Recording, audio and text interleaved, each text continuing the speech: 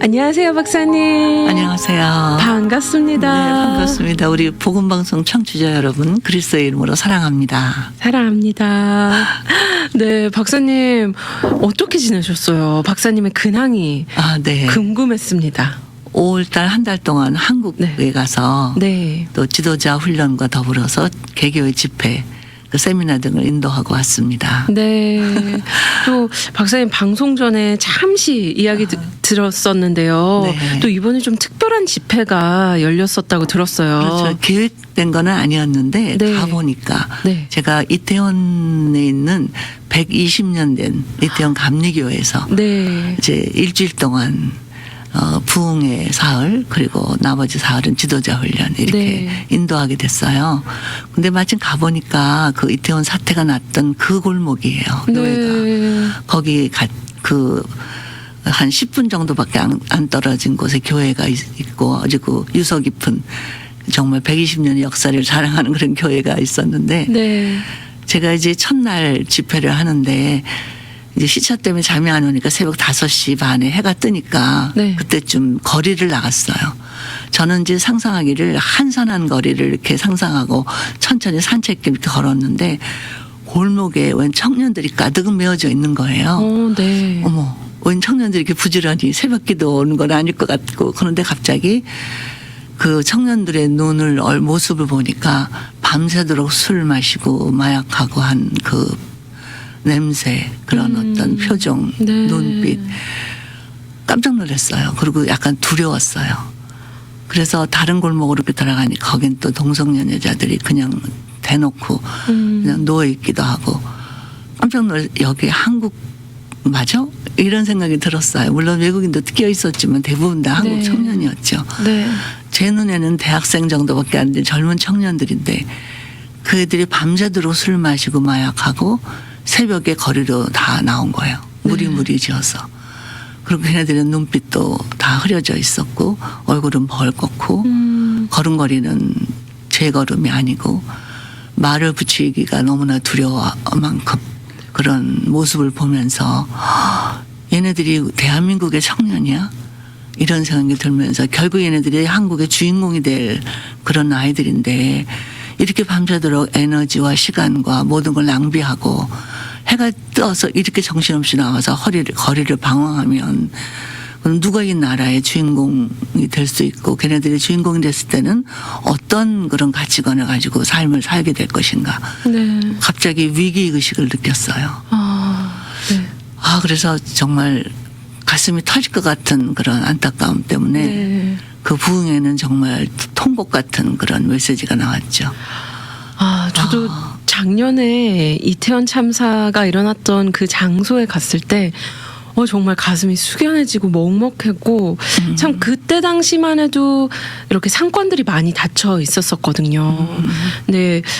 또 이렇게 박사님을 통해서 이런 업데이트를 들으니까 저희가 정말 우리보다 더 지금 이제 앞으로 세워질 네. 그 세대를 놓고 정말 눈물로 기도해야 하는구나를 느낍니다. 네. 그리고 우리나라가 지금 위기의식을 느끼고는 있어도 너무 비현실적으로 느껴지자 내일 같지 않게 생각하는 거 아닌가. 막연히 정치가가 뭐 해주겠지.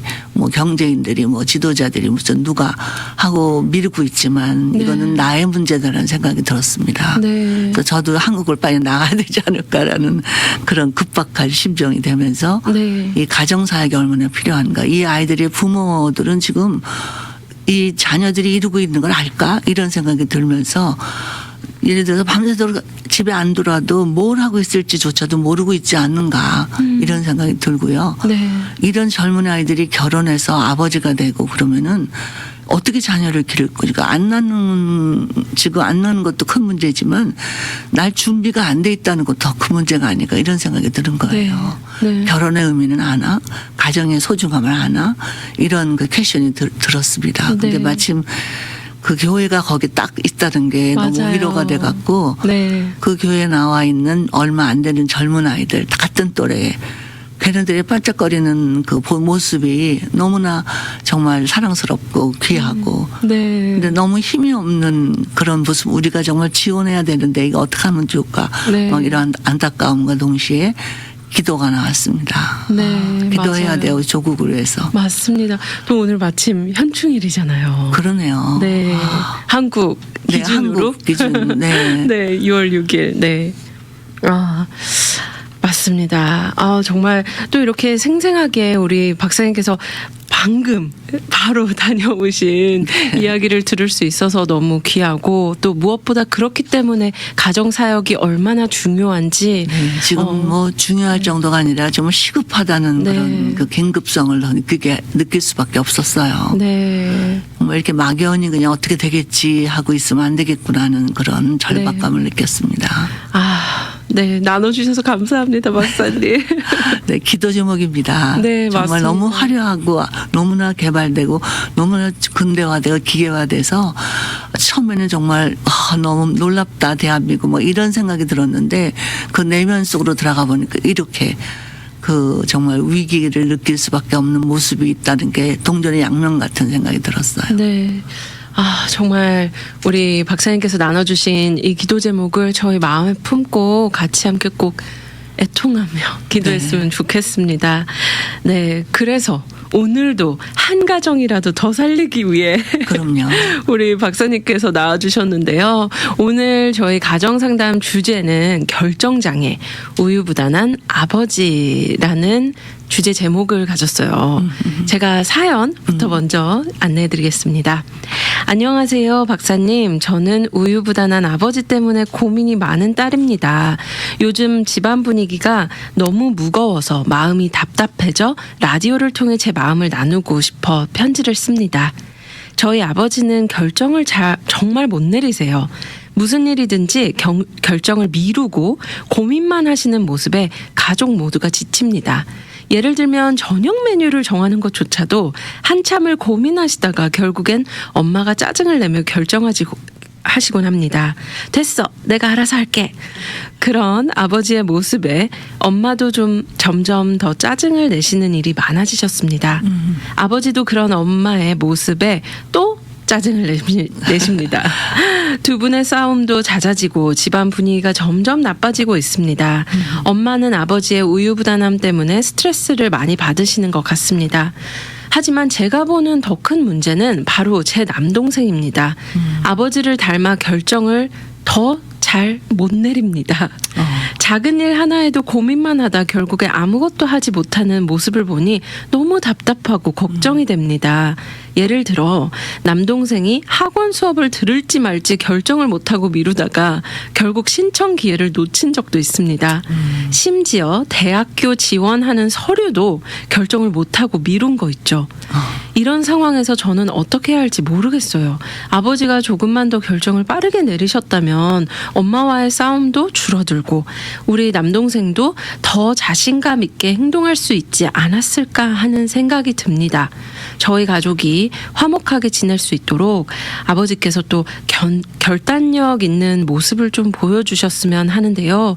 양은순 박사님, 저희 가족이 이 상황을 극복할 수 있는 방법, 조언 꼭 좀 알려주세요. 감사합니다. 네. 그래도 따님이나마 이렇게 네. 가정의 분위기를 걱정하면서 네. 좀 나아졌으면 좋겠다는 바람, 그리고 또 이거를 전문가에게 의뢰할 수 있는 용기, 네. 그런 그 오픈 마인드, 이거를 좀 박수를 쳐주고 싶네요. 이 가정은 소망이 있습니다. 네. 한 아멘. 사람만 깨어 있으면 그 한 사람으로 말미암아 그 가정은 변화될 수 있거든요. 그러니까 지금 의뢰하신 분이 따님이잖아요. 네, 맞아요. 그러니까 우리가 지금 뭐 아버지가 왜 이러나, 남동생이 왜 이러나, 엄마는 왜 이러나 이렇게 해봤자 아무 도움이 안 돼요.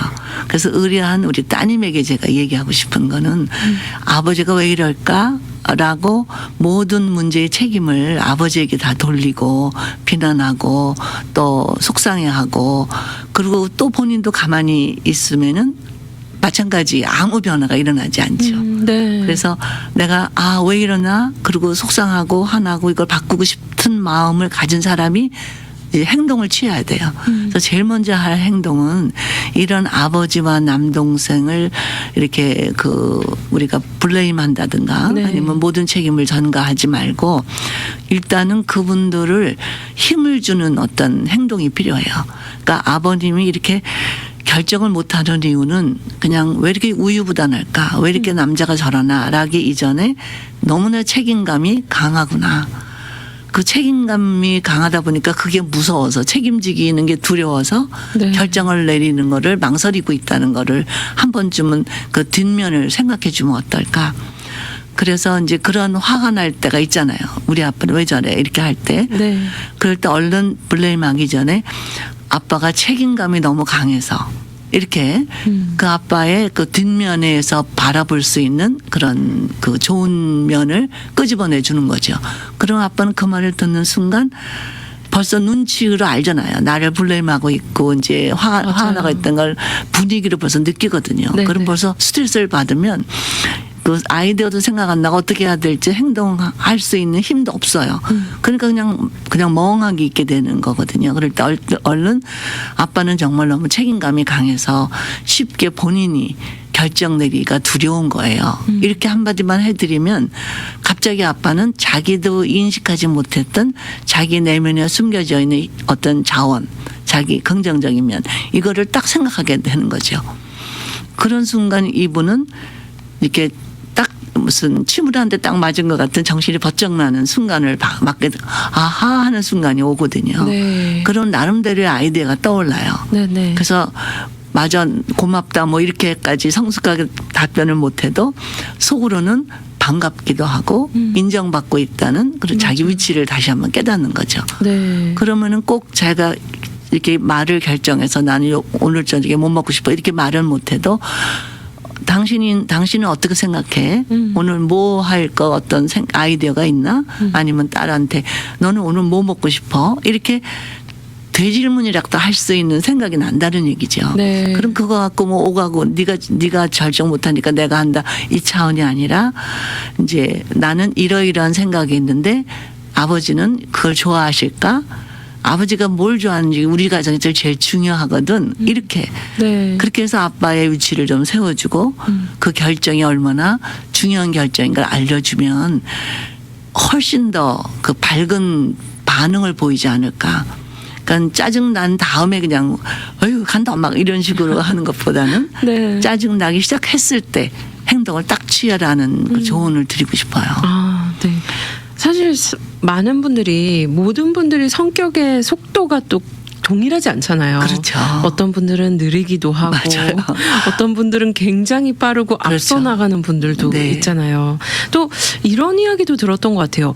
너무 완벽주의적인 성향을 갖고 싶어서 아니면 그런 성향을 가져서 사실 시작도 못하는 그렇죠. 그런 분들도 있더라고요. 맞아요. 그러니까 결과까지 다 책임져야 되니까 그것까지 계산하다 보면 시간은 흐르고 네. 또 생각은 여기저기 흩어지고 네. 그러니까 결정을 못하는 게 아니라 결정하기가 너무 시간이 걸리는 네. 그런 것이 습관이 된 거죠. 네네. 그러다 보니까 매번 그런 기회를 놓치면 아 나는 무능하다. 아, 그러니까 루저 같은 그런 네. 실패감. 그리고 또 이제 다른 가족도 눈치를 보잖아요. 맞아요. 나를 어떻게 생각할 거야. 네. 아버지로서 권위도 없어지고 막 이런 당신도 화가 나는 거죠. 그러니까 그런데 그렇다고 또 나아질 건 하나도 없는 거예요. 그러니까 아까 얘기를 든 거 저녁을 뭐 먹을까를 아빠 오늘 저녁 뭐 먹을까 이렇게 얘기하지 말고 아빠의 성향을 아니까 아빠 오늘 뭐 엄마가 뭐가 먹고 싶어 했고 나는 뭐가 먹고 싶고 냉장고에는 또 뭐가 있다. 그래서 뭐 된장찌개, 김치찌개, 뭐 생선찌개 이렇게 세 가지 중에서 아빠가 뭘 제일 좋을 것 같아?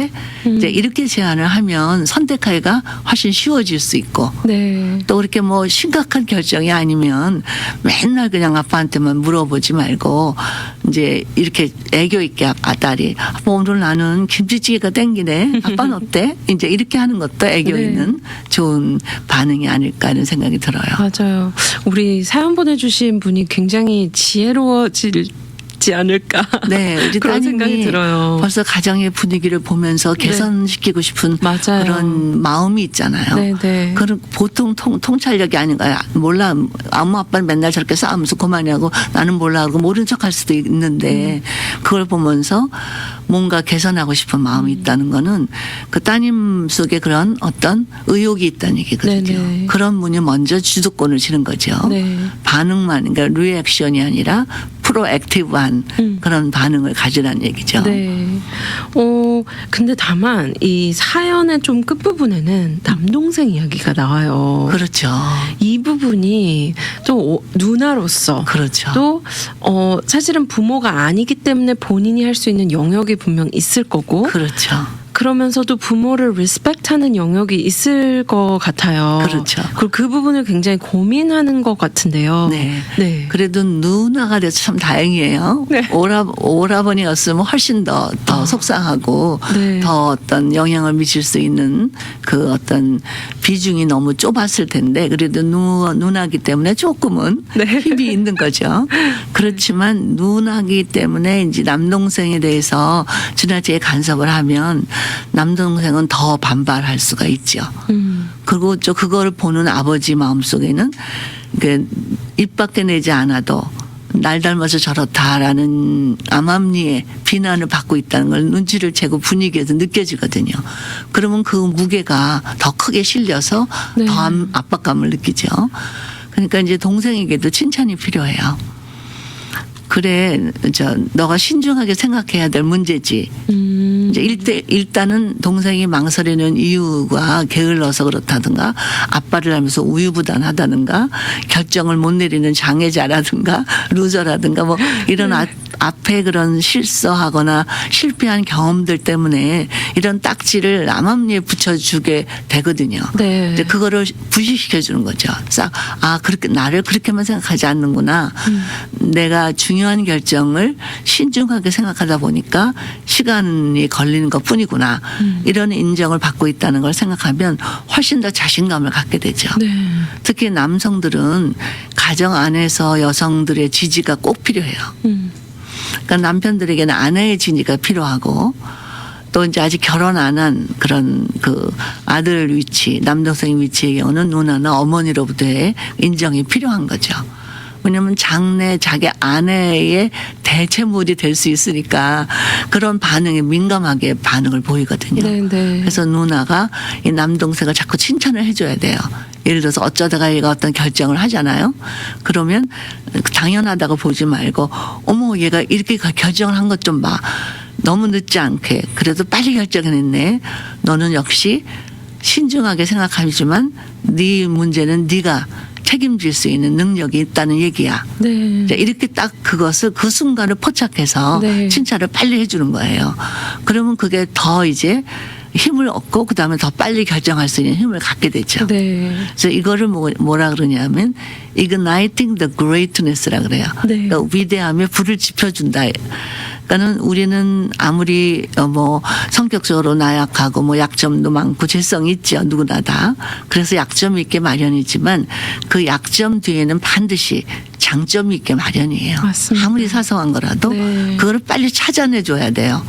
그거에서 확대해서 그거를 불을 지펴주는 거예요. 그러면 그 위대함이 다른 약점들을 능히 커버할 수 있는 그런 자원이 되거든요. 네. 근데 지금 우리 이 사연을 보내주신 누나가 마침 이 남동생의 누나잖아요. 괜히 그 포지션에 하나님이 두신 것 같진 않아요. 이렇게 빨리 생각하고 안타까워한다는 건 속상해한다는 건 애정이 있다는 얘기고 관심이 있다는 얘기거든요. 네. 내 동생이니까 이제 그러니까 내 동생이 남의 보기에도 훌륭하고 또 아주 인정할 만하고 신뢰할 만한 그런 남성이 되기를 원하잖아요. 네. 그러니까 그런 남성이 되어가고 있는 과정이에요 지금. 그런데 누나가 그것을 이렇게 불을 붙여주는 그런 역할을 할 수 있다는 게 얼마나 은혜인지 몰라요. 맞습니다. 참 듣기만 하면 너무 환상적인 어떤 그림 조합인데 네. 실제로 사실 저도 박사님 이야기를 들으면서 많이 생각해봤어요. 제 주위에 누나 있고 동생, 남동생이 있는 집안을 생각을 많이 해보면서 솔직히 대부분 누나가 능력이 있거나 누나가 똑부러진다거나 이런 경우에 굉장히 많이 남동생분들이 눌려있는 맞아요. 이제 기가 눌린다 그러죠. 그런 경우를 훨씬 많이 맞아요. 봤던 것 같아요. 네. 네. 이제 그 우리말로는 기가 눌린다 그러면 마치 네. 누나라는 존재 때문에 남동생이 길을 못 편다는 그런 의미로 들리지만 네네. 사실 에너지란 뜻이에요. 기는. 그러니까 누나는 에너지가 넘치는 반면에 그 에너지가 동생이 이렇게 나타내야 할 에너지가 나타나지 못하게 하는 그런 어떤 그 억압적인 에너지가 될 수도 있다는 하나의 그런 의미도 되거든요. 네네. 그러니까 이럴 때 누나는 그 에너지를 뭘로 쓰냐? 동생이 길을 살려주는 데 쓰라는 얘기죠. 아, 그렇게 길을 살려주기 위해서는 딸인 되게 그런 경우는 딸보다 아들을 더 이렇게 소중히 여기는 성향이 많잖아요. 우리나라 네네. 아빠들이. 네. 그러면 누나 마음속에는 그것 봐. 동생보다 내가 낫지. 은근히 무의식적인 어떤 비교의식 같은 게 있거든요. 네네. 그럴 때 얼른 우리는 비교해야 할 대상이 아니라 서로 살릴 수 있는 대상이야. 이런 어떤 경쟁의 대상이 아니라는 걸 얼른 인식하면서 네. 동생을 막 높여주는 거죠. 네네. 그래서 정말 얘 정말 남자야 그지 엄마? 뭐 이러면서 간접적으로 칭찬도 하고 네. 또 얘가 어떤 자기 성격 같지 않은 어떤 행동을 했을 때 얼른 그거를 높이 이렇게 치켜 올려주고 네. 자, 이런 역할을 하게 되면 절대로 이 동생은 그 누나하고 경쟁으로 하려고 들지 않아요. 진짜 생각해보면 저희 사촌이 생각이 났어요. 분명 저희 사촌 언니는 그 남동생을 보고 크면서 너는 이상해 라는 말을 굉장히 많이 썼거든요. 근데 어느 순간부터 너는 특별해 이 말로 바꾸었어요. 네. 똑같은 표현이지만 정말 뉘앙스가 네. 다른 표현이니까. 맞아요. 그래서 저희 사촌 동생이 저랑도 좀 나이 차이가 조금 있는데 굉장히 자존감이 높아졌어요. 네. 네. 뭔가 누나에게 인정받는다는 그 것에도 굉장히 큰 만족감과 본인이 할 수 있다라는 어떤 자신감을 갖더라고요. 그렇죠. 힘을 얻죠. 네네. 네. 그러니까 우리라는 존재가 네네. 어느 그룹, 그것이 가정이든 직장이든 사회이든 어느 그룹에서든지 그 다른 사람의 아름다움을 꺼내서 그거를 본인에게 알려주는 거 이게 진정한 사랑이라고 하고 네.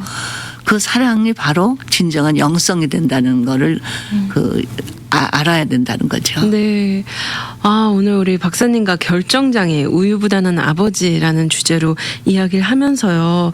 정말 말 한 끗 차이로 우리 아버지가 세워지실 수 있고 또한 아버지를 무시할 수 있는 그렇죠. 어떤 경향이 있는 것 같아요. 그럼요. 네. 또 조금 우리 사연을 보내주신 분은 눈치도 좀 빠르신 것 같고 우리 박사님께서 말씀해 주신 것처럼 통찰력이 있으신 분 같은데 네, 저는 힘을 드리고 싶습니다. 우리 네.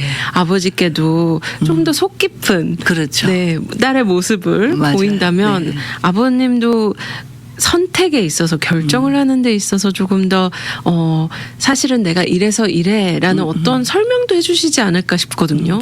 뭐 그런 설명까지 기대하기는 쉽지 않죠. 훈련이 안 돼 있으니까. 네. 그럼에도 불구하고 벌써 표정이 달라진다는 거죠. 네네네. 그리고 일단은 본인이 자기 위치를 다시 한번 인식하게 되는 거예요. 근데 이제 이렇게 그 생각으로 하는 인식, 통찰력은 변화시킬 수 있는 힘이 없어요.